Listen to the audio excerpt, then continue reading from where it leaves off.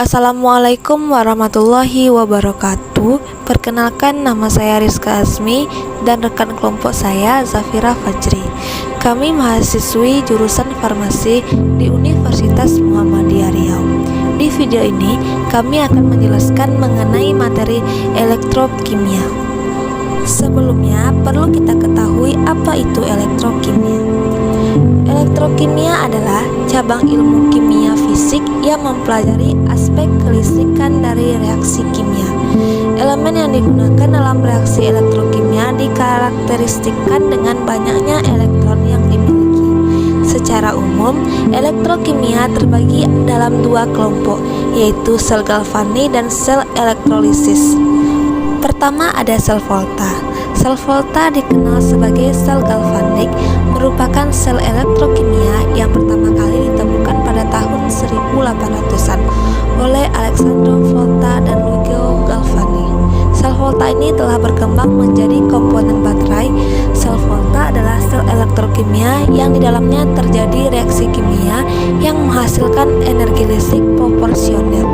Prinsip kerja sel volta: ketika dua plat logam yang berbeda sebagai elektroda secara bersamaan direndam dalam larutan elektrolit yang memiliki reaktivitas lebih tinggi dengan plat tersebut, maka akan menyebabkan ion logam di dalamnya larut sebagai ion bermuatan positif dan meninggalkan elektron bebas pada plat kemudian menjadi bermuatan negatif. Pada plat logam yang lain, reaktivitasnya lebih rendah, akan cenderung menarik ion positif yang ada pada larutan elektrolit untuk menempel pada permukaannya sehingga menyebabkan plat menjadi bermuatan positif. Jika kedua plat ini terhubung melalui sebuah konduktor, maka elektron akan mengalir dan menyebabkan arus listrik terbentuk mengalir. Besar arus listrik yang dihasilkan akan sebanding dengan jumlah muatan positif dan negatif yang ada pada masing-masing plat logam. Berikut ini merupakan contoh penerapan sel volta. Gambar tersebut menunjukkan sel volta sederhana di mana asam sulfat menjadi larutan elektrolit dalam reaksi tersebut, sedangkan dua logam sebagai elektroda yaitu zinc dan juga tembaga. Kedua elektroda tersebut dihubungkan dengan sebuah konduktor yang terdapat lampu untuk membuktikan keberadaan arus listrik. Berikut reaksi yang terjadi dalam sel. Pada larutan, H2SO4 direaksikan menjadi 2H+ tambah SO4 2-min. Pada larutan, Zn2+ ditambah SO4 2-min direaksikan menjadi ZnSO4. Pada elektroda Zn direaksikan menjadi Zn2+ ditambah 2 elektron min. Pada elektroda Cu, 2H+ ditambah 2 elektron min menjadi H2 gas. Logam Zn memiliki potensial reduksi sebesar min 0,62 volt, sedangkan logam Cu memiliki potensial reduksi sebesar 0,46, sehingga total potensial listrik yang dihasilkan oleh sel tersebut adalah 0,46 min 0,62 sama dengan 1,08 volt. Dengan logam Zn yang mengalami oksidasi sedangkan Cu mengalami reduksi. Yang kedua ada sel elektrolisis. Sel elektrolisis adalah jenis lain dari sel elektrokimia, di mana sel elektrolisis ini bekerja dengan prinsip yang berlawanan dengan sel volta. Sel elektrolisis merupakan sel elektrokimia yang mendorong terjadinya reaksi kimia dengan adanya aliran listrik di dalamnya. Prinsip kerjanya, sel elektrolisis bekerja dengan dua elektroda yang direndam dalam larutan elektrolit, di mana kedua elektroda yang digunakan memiliki perbedaan potensial dengan adanya sumber listrik sehingga menyebabkan salah satu elektroda bermuatan positif sedangkan satu lainnya bermuatan negatif. Adanya listrik menyebabkan unsur elektrolit cair dipecah menjadi ion positif dan ion negatif. Akan tertarik ke dalam elektroda positif, sedangkan ion positif akan diendapkan menjadi padatan yang menempel pada elektroda yang bermuatan negatif. Dengan prinsip demikian, sel elektrolisis dapat digunakan dalam pemisahan suatu zat dari senyawa tertentu. Berikut ini contoh dari sel elektrolisis. Reaksi yang terjadi dalam sel elektrolisis pada katoda Na+ ditambah elektron min menjadi Na dapat. Pada anoda 2Cl- menjadi plus Cl2 ditambah E-. Total reaksinya 2NaCl menjadi 2N padat plus Cl gas.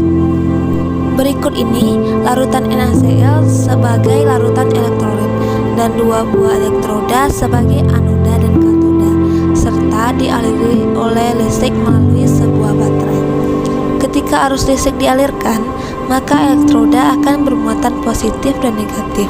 Elektroda positif akan menarik ion Cl- dalam larutan, sedangkan elektroda negatif akan menarik ion Na+ dalam larutan NaCl. Selanjutnya adalah perbedaan sel volta dan sel elektrolisis. Sel volta menghasilkan reaksi kimia menjadi energi listrik, sedangkan untuk elektrodanya dua logam berbeda. Anodanya negatif, katodanya positif, reaksinya spontan. Sedangkan elektrolisis menghasilkan energi listrik reaksi kimia. Untuk elektrodanya dua logam inert yang sama, untuk anodanya positif, untuk katodanya negatif, sedangkan reaksinya tidak spontan. Hubungan farmasi dengan elektrokimia. Untuk pembuatan parasetamol. Parasetamol dapat dibuat dengan menggunakan reduksi elektrokimia yang memanfaatkan bahan baku berupa nitrobenzena. Pembuatan parasetamol dengan reduksi elektrokimia menghasilkan rendaman reaksi yang efisien dan memiliki kapasitas obat yang cukup besar. Proses elektrokimia dalam pembuatan parasetamol memerlukan energi yang sangat besar. Contoh sel galvanik. Contohnya yaitu sel Daniell. Dalam gambar di samping, sel Daniell digunakan sebagai sumber listrik. Jika kedua elektrodanya dihubungkan dengan sirkuit luar, dihasilkan arus listrik yang dibuktikan dengan menyimpangnya jarum galvanometer yang dipasangkan pada rangkaian yang di luar dari sel tersebut. Sel Daniell dan jembatan garam. Ketika sel Daniell digunakan sebagai sumber listrik, terjadi perubahan dari Zn menjadi Zn2+ yang larut. ZnS akan bereaksi dengan Zn2 ditambah Aquades ditambah 2 elektron min menjadi reaksi oksidasi. Sedangkan untuk Cu2+ ditambah dengan Aquades ditambah 2 E- menjadi Cu reaksi reduksi. Dalam hal ini, massa Zn mengalami pengurangan, sedangkan elektroda Cu bertambah massanya karena terjadi pengendapan Cu dari Cu2+ ditambah larutan. Aturan sel galvanik. Penulisan notasi Zn garis 1 Zn2+ garis-garis Cu2+ garis Cu. Zn garis Zn2+ garis-garis Cu2+ garis Cu. Garis tunggal menyatakan perbedaan fasa, garis ganda menyatakan perbedaan elektroda, garis putus-putus menyatakan adanya jembatan garam pada sel elektrokimia. Jembatan garam yang diperlukan bila larut pada anoda dan katoda dan saling bereaksi. Deret volta. Deret volta mempunyai ketentuan. Makin ke kanan, mudah direduksi, sukar dioksidasi. Makin ke kiri, mudah dioksidasi, sukar direduksi. Macam-macam sel volta. Sel kering, katoda, karbon, anoda, Zn. Elektrolit campuran berupa pasta yaitu MnO2 ditambah NH4Cl ditambah sedikit air. Sel aki, katoda, PbO2, anoda, dan Pb. Elektrolit larutan H2SO4. Selanjutnya yaitu sel bahan bakar. Elektroda Ni, elektrolit larutan KOH, bahan bakar H2 dan O2, baterai NiCd, katoda NiO2 dengan sedikit air, sedangkan anoda Cd. Elektroda. Elektroda dalam sel elektrokimia dapat disebut sebagai anoda dan katoda. Anoda merupakan elektroda di mana elektron datang dari sel elektrokimia sehingga oksidasi terjadi. Sedangkan katoda merupakan elektroda di mana elektron memasuki sel elektrokimia sehingga reduksi terjadi. Setiap elektroda dapat menjadi sebuah anoda atau katoda tergantung dari tegangan listrik yang diberikan ke sel elektrokimia tersebut. Elektroda bipolar adalah elektroda yang berfungsi sebagai anoda dari sebuah sel elektrokimia dan katoda bagi sel elektrokimia lainnya. Elektroda terdiri dari dua, pertama dari elektroda inert dan elektroda acuan laboratorium. Potensial elektroda. Potensial elektroda merupakan ukuran terhadap besarnya kecenderungan suatu unsur untuk melepaskan atau mempertahankan elektron. Potensial elektroda tergantung pada pertama ada jenis elektroda, suhu, konsentrasi lainnya. Reaksi redoks. Reaksi redoks adalah reaksi yang di dalamnya terjadi serah terima elektron antar zat. Berikut ini merupakan contoh dari reaksi redoks. Reaksi autoredoks. Reaksi autoredoks atau reaksi disproporsionasi adalah reaksi ketika suatu zat mengalami reaksi reduksi dan reaksi oksidasi secara serentak. Reduktor dan oksidator. Zat pengoksidasi oksidator adalah spesies yang melakukan oksidasi mengambil elektron dari zat yang teroksidasi. Zat pereduksi reduktor adalah spesies yang melakukan reduksi memberikan elektron kepada zat yang tereduksi. Termodinamika sel dan elektrokimia. Energi bebas Gibbs hanya dapat diukur jika sel bersifat reversibel. Kenyataannya, sel yang biasa digunakan sehari-hari tidak bersifat reversibel karena adanya jumlah besar arus listrik yang bergerak melalui sel, sehingga delta G sama dengan usaha maksimal, di mana W sama dengan energi listrik.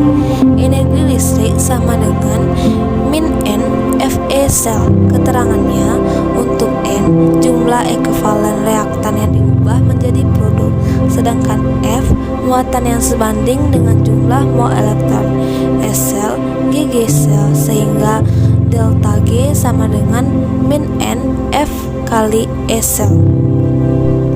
Bila reaktan dan produk dalam keadaan standar, maka delta G aksen sama dengan min N F dikali E aksen sel.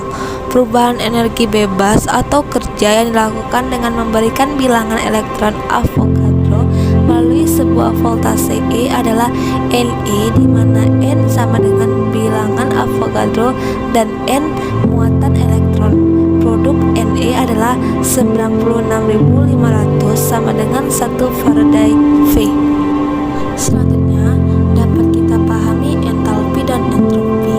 Entalpi adalah kandungan kalori sistem dalam tekanan tetap. Perubahan delta H bernilai negatif, positif untuk reaksi endoterm. Sedangkan untuk entropi adalah fungsi keadaan dan merupakan kriteria yang menentukan apakah suatu keadaan dapat dicapai dengan spontan dari keadaan lain. Entropi sangat berhubungan dengan HKM termodinamika kedua. Delta S lebih besar daripada O, sistem terisolasi. Sekian dari penjelasan saya, mohon maaf atas segala kesalahan. Saya ucapkan terima kasih. Assalamualaikum warahmatullahi wabarakatuh.